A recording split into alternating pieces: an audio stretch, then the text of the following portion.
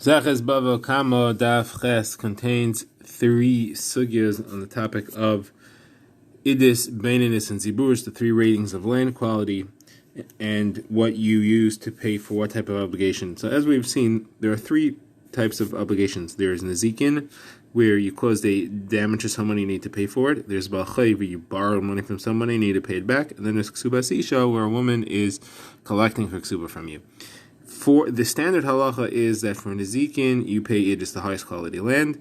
For Balchayv, someone you owe, you pay Baininis, the middle quality land. And for Ksubas Isha, you pay Ziburus, the lowest quality land. And the Gemara is discussing a question of how do we rate the land? Is it an objective scale that applies equally to everybody around the world? Or is it personal for each individual? We divide his property up into highest, middle, and lowest level, and it may not necessarily parallel what's going on by other people. So the Gemara wants to bring a proof to it from a complex brisa, which is going to lead us to a stira between two brises, and the Gemara will give four answers to the stira. So the brisa discusses 5 cases of what type of land you own when you need to pay off these obligations. First case is where you have only one type of land. You have only Idis, you have only Beninus, you have only Ziburis. Obviously, all 3 obligations have to collect just from that because that's all you have. Case 2 is where you have all 3, and you owe all 3 types. So, of course, you pay each one his halacha. You pay the Idis to the Nizik, you pay the Beninus to the Balchayv, and you pay the Ziburis to the Ksubasisha. Now, the next 3 cases are where you have 2 out of 3. So if you have only Idis and Beininis, level 1 and 2, so of course the Nizik gets Idis like he deserves, the Balchayv gets Beininis like he deserves, and the Isha, she should be getting Ziburus, but there is none, so she goes 1 level higher to the Beininis. Very mistaber. Now we'll skip case 4 and go to case 5. Case 5 is where you have only Idis and Ziburus, level 1 and level 3. So the Nizik gets level 1, Idis like he deserves. The Ksubasisha gets level 3 like she deserves.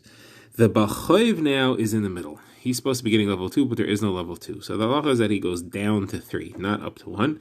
The reason is because Midaraisa he only deserves Ziburus. The fact that he gets Benis at all is a Takanas Chachamim. We were afraid that people saw they were collecting only Ziburus, they would stop lending. Now the Gemara's Kash is from the case we skipped, which is case 4, and that's where he has Beininis and Ziburus. He has only level 2 and level 3. So the Balchayv gets Beininis, like his halacha. The Ksubas Isha gets Ziburus, like her halacha, and then Nizik really should get Idis, but there is none, and therefore he has to collect from the Balchayv. Now the Gemara asks a simple question. If it's a subjective evaluation, so when he has only 2 properties, you should view it as being Idis and Ziburus, the higher level and the lower level. There is no middle in when there's only 2. If that's the case, so then the case where you have 2 and 3, we should view the same as the case where you have 1 and 3. Why should the halacha be different? Now the difference is the Balchayv. In the case of 2 and 3, the Balchayv says, I get level 2, I get Beininis because that's my halacha. In the case of 1 and 3, there is no Beininis, we push him to 3. So here also we should view it as 1 and 3, and we should push him to 3. Why is it any different? So the Gemara offers 2 answers. The Gemara's first answer is to say that there is a level 2 and 3, even though there is a subjective evaluation, and that's because at the time when the loan was made, he owned a different piece of land, which was level 1, and therefore he owned all 3. He owned level 1, 2, and 3. At that point, the Balchayv became, he had a shibud on the level 2 stuff, because he's a Balchayv. Then he went and sold level 1, now there's only 2 and 3, and that's why the Balchayv gets 2, and you can't say, no, 2 is my Idis now, you don't deserve it, you only get Ziburus, you only get 3, because he already has a shibud on that, because there was 2 at the time that the original loan was created. Now, the Gemara wants to say that this has to be the case, because the Gemara has a contradiction between this price and another price. So there's another price that Taka says that halacha in this case is that he pushed the Balchayv down to 3, and that is the Nizik gets level 2. Again, you only have Beininis and Ziburus. The Nizik gets level 2 because that's the best there is. The Ksubasisha gets level 3 because that's what she deserves. And the Balchayv you push down to 3. He doesn't get Beininis like he deserves. It contradicts our Mishnah where it says that the Balchayv should get level 2. So what's the answer to the contradiction? The answer to the contradiction must be, did he have other Idis at the time that the loan was originally created, and therefore this middle level land is locked in at being Beininis? Or did he not have any, and therefore this middle land is really not middle, it's really Idis? And that's why, in that case, where he didn't have any, you would push the Balchayv to Ziburus, because you say there's no Beininis, and therefore you get Ziburus. Okay, so where he had land, the Balchayv is locked in on it. So that's a proof to this answer, and it's also the Gemara's first way of resolving the contradiction between these two barises. Now, the Gemara gives three additional ways of resolving the contradiction between these two. One of them is to say, obviously, that this is going to be a proof that we follow the objective evaluation for the entire world, and therefore we don't really care what he has. And the difference between the brises are, in both cases, he has two pieces of land, and therefore you view it as level 1 and 3 or level 2 and 3, depends on what everyone else in the world has. In one case, his higher level land is equal to the ziburis, is equal to the level 2, the baininess of the world, and therefore that's what the Baal Chayv gets. And in the other case, his higher level land is equal to the idus of the world, and therefore that's not what the Baal Chayv gets. There is no baininess. This higher level land that he has is idus, and therefore you push him to ziburis. Now, a third way of answering this stira is to say that actually the machlekes between the two brises is, do you have a subjective or an objective evaluation? And that is that this person owns only two pieces of land, as we said, and his higher level land is equal to the objective evaluation as baininess. If you hold to go with the objective evaluation, it's baininess, and that's what the Baal Chayv gets. If you hold to go with a subjective evaluation, it's his idus. The Baal Chayv doesn't get idus, and that's why he gets pushed to the lower piece of land, which is ziburis, and that's why that brisa holds that way. Now, the fourth and final answer to the stira is that the other brisa simply does not hold that a Baal Chayv gets baininess at all. It holds that a Baal Chayv gets ziburis. Like we said, midaraisa, the Baal Chayv gets ziburis. It's a takana of ula that the Baal Chayv gets baininess because otherwise he will not want to lend. The Gemara brings the source of the psukim which teach us that midaraisa, the Baal Chayv is supposed to get ziburis. It says b'chutz tamid v'ho isha sher'ata noisha ba yoytzi elacha es aved achutza. When you want to get payment in the form of a mashkon, collateral from someone, you wait outside and he'll bring you something that he chooses from his house. Obviously he's going to choose the least valuable thing he has. So there you see that to pay a loan you pay with ziburis midaraisa. So the Tana that says that he gets ziburis holds that Baal Chayv always gets ziburis, does not hold of the takana that he's supposed to get the baininess. Okay, we now begin the second sugya on the daf. The Gemara brings another brisa and analyzes it. This brisa is referring to a situation where the person owed again to three people. He owed to a nizik, to a Baal Chayv, and to a ksubasisha. And he had all three parts of land. He had idus, baininess, and ziburis, but he sold them.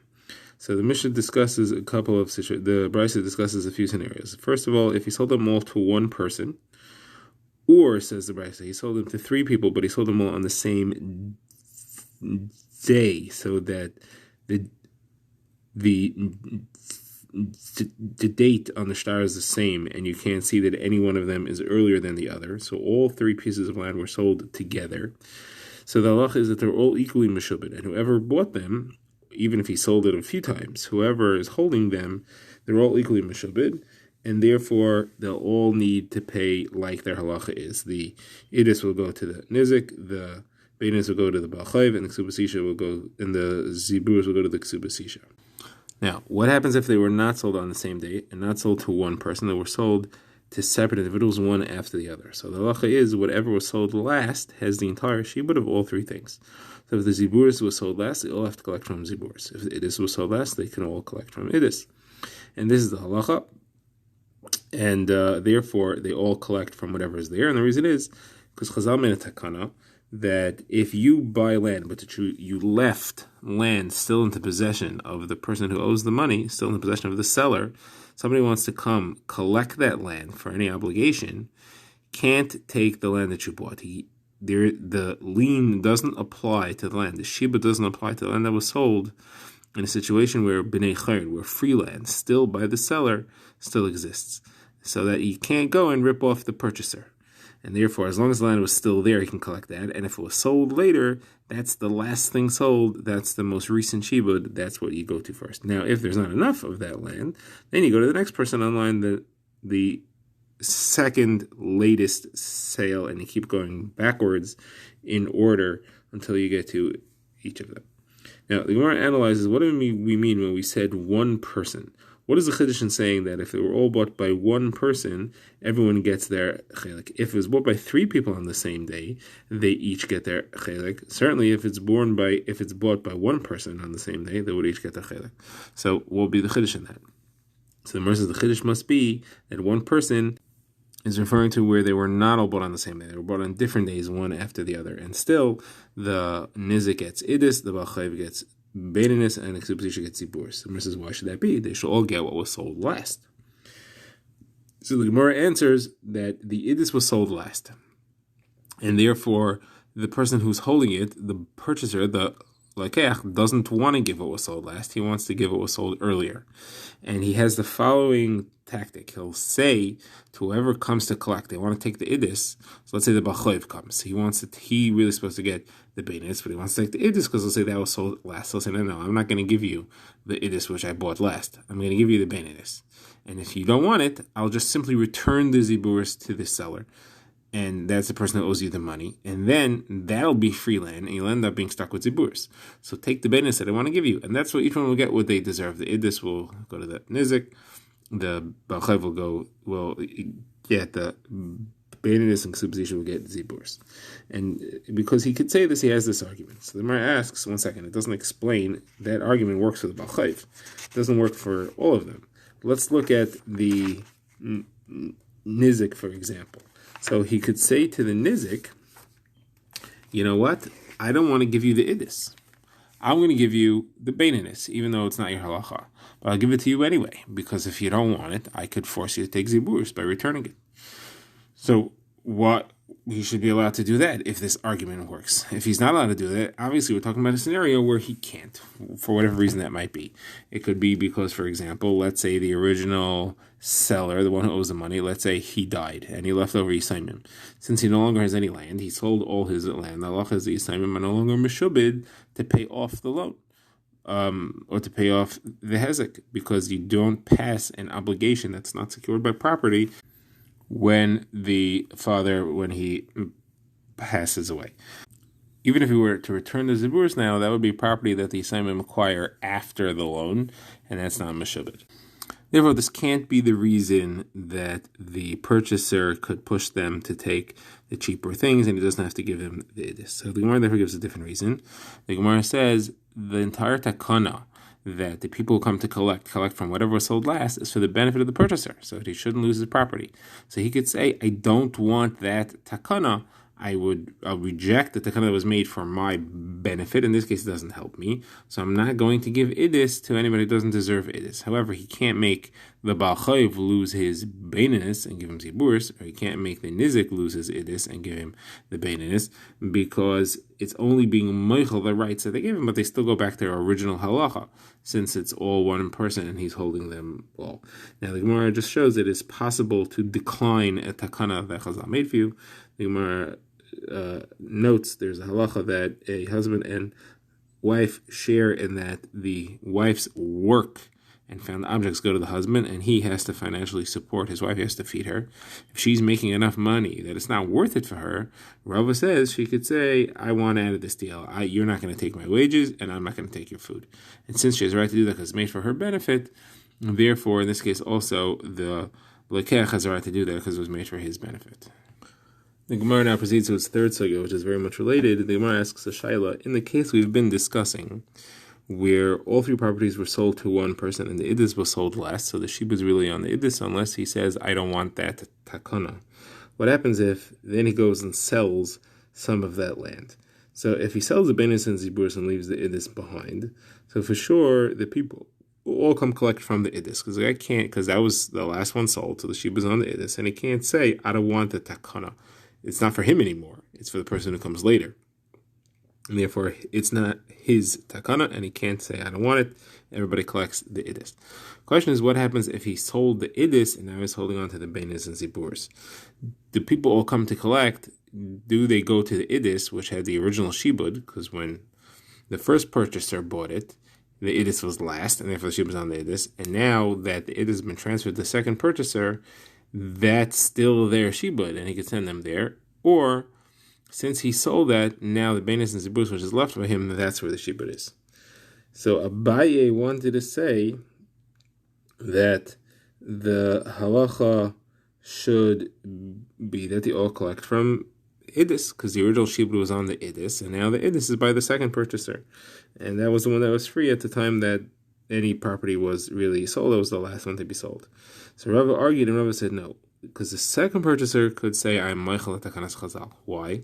Because when the first purchaser held all three properties, he could say, I don't want you to collect from the last one sold, because it was done for my benefit, and therefore I'm Michael at Takana, and I want you to collect from the other things.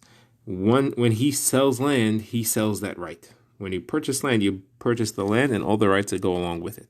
And therefore, the second purchaser buys the right to be able to say, I don't want the takana, and therefore I'm not going to have you come after my idis, because that takana I know I should have. I want you to take this ziburs and the benis instead. Since it's not my property, you go back to the first purchaser and you take it from him.